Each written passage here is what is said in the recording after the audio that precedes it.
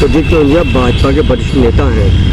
ये बताइए कि आपकी सरकार का नारा था कि गुंडों की जगह या जेल में होगी या ऊपर होगी, मतलब एनकाउंटर कर दिया जाएगा उनका, लेकिन आपकी सरकार में गुंडों का हौसला इतना बुलंद है कि एक पत्रकार का मर्डर कर दिया गया। इस बारे में क्या कहना चाहते हैं आप? देखिए, इसमें सरकार का कोई दोष नहीं है, सरकार अपने स्तर से काम कर रही है, लेकिन हमारे यहाँ पर दिक्कत ये है कि आज भी कुछ अधिकारी ऐसी मानसिकता रखते हैं जिस कारण ये हत्याकांड हुआ है। पत्रकार की बात को ध्यान से सुना जाता, उसी समय 1 महीने से जब वो परेशान थे जोशी जी, तो ये जिम्मेदारी इंस्पेक्टर की बनती है। अभी मुझे सूत्रों से पता लगा है कि इंस्पेक्टर को छोड़ दिया गया और चौकी इंचार्ज को सस्पेंड कर दिया गया।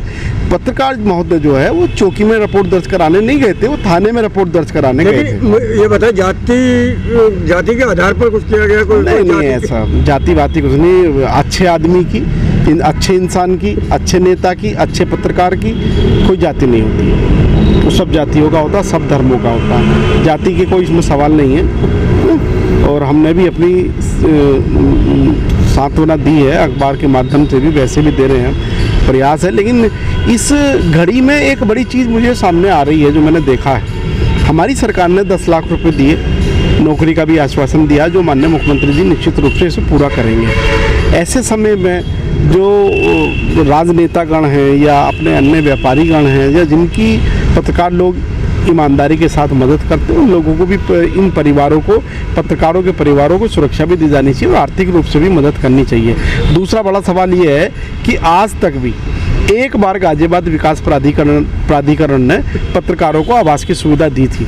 उसके बाद से मुझे लगता है कि 25 साल हो गए इस चीज़ को, ना तो पत्रकारों के पास सही तरह से आवास की सुविधा है, ना उनकी सुरक्षा को लेकर कोई पुख्ता कदम उठाए जाते हैं। ये सारी चीज़ें मुझे कहनी है और सरकार को इस बारे में ध्यान देना चाहिए। जब आप एक कद्दावर नेता हैं और आपको कद्दावर नेता से आपको डिमोशन कर दिया गया, तो इस बारे में क्या कहते हैं? नहीं, हम पार्टी ने जो जिम्मेदारी दी, जिस जिम्मेदारी के लिए पार्टी ने उचित समझा, वो काम करेंगे। वो कद्दावर क्या होता है? हम तो वर्कर हैं, वर्कर की तरह से काम करते हैं। और भारतीय जनता पार्टी एक इतना बड़ा दल है, इतना बड़ा राजनीतिक दल है, यहाँ पर सब कार्य करता है। माननीय प्रधानमंत्री जी भी कार्य करता हैं। अब आप देखिए, बूथ की प्रक्रिया हमारे यहाँ शुरू होती है। हमारे प्रधानमंत्री बूथ के अध्यक्ष हैं, हमारे राष्ट्रीय अध्यक्ष नाडा साहब बूथ के अध्यक्ष हैं, हमारे मुख्यमंत्री बूथ के अध्यक्ष हैं। आपके पार्टी के सब विरोधी पक्ष जो है, मतलब विपक्षी दल, आलोचना कर रहे हैं कि मुआवजा बढ़ना चाहिए, जबकि दिल्ली में 1 करोड़ मुआवजा मिलता है रिक्शा वाले के मर्डर दोस्त में।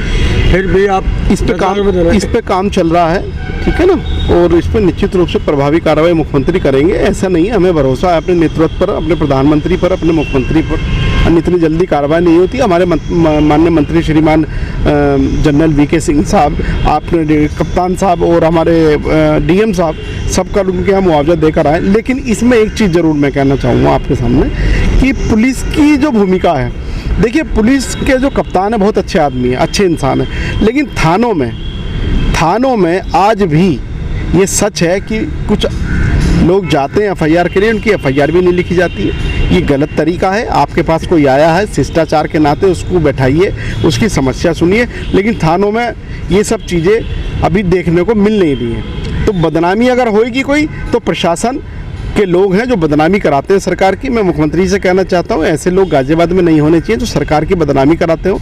सरकार नेक है, सरकार बहुत पाक साफ है और सरकार सबका साथ, सबके विकास पर काम कर रही है। देखिए सर, आपकी सरकार का ये है कि गुंडे प्रदेश से बाहर होंगे या जेल के अंदर होंगे, वो कार्यक्रम चल रहा है। आपने देखा होगा कानपुर विकास हत्याकांड देखा होगा। कानपुर में जो विकास दुबे ने जिस तरह से पुलिस के लोगों को मारा है, उसको सीधा उसकी सजा मिली है। इसमें क्या दिक्कत हो गई? और भी लोग मारे जा रहे हैं, ऐसा थोड़ी है पकड़े जाएंगे तो मारे जाएंगे।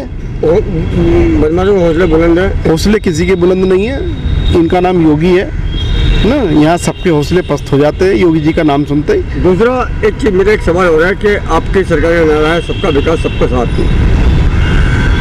राशन की दुकानें बंद हो रही हैं और शराब की दुकानें खुल रही हैं शनिवार को भी और इतवार को भी। इस बारे में क्या कहना चाहते हैं आप? राशन क्या गरीबी हटाओ?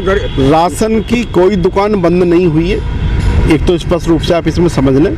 और सरकार जो है डेली राशन की दुकानें खुलती हैं। बहुत सारे लोगों को अनाज फ्री दिया जा रहा है पिछले 4-5-6 महीने से, और ये कार्यक्रम आगे चलता रहेगा। प्रधानमंत्री का बहुत बड़ा दिल है और प्रधानमंत्री चूँकि गरीब परिवेश से हैं, उन्हें मालूम है गरीबी क्या होती है। है ना। जहाँ तक शराब का सवाल है, अब शराब को तो शराब क्या की है? मतलब आपके सरकार का नारा है गरीब नहीं गरीबों को हटाओ। नहीं, ऐसा कुछ नहीं। सरकार का नारा है सबका साथ सबका विकास।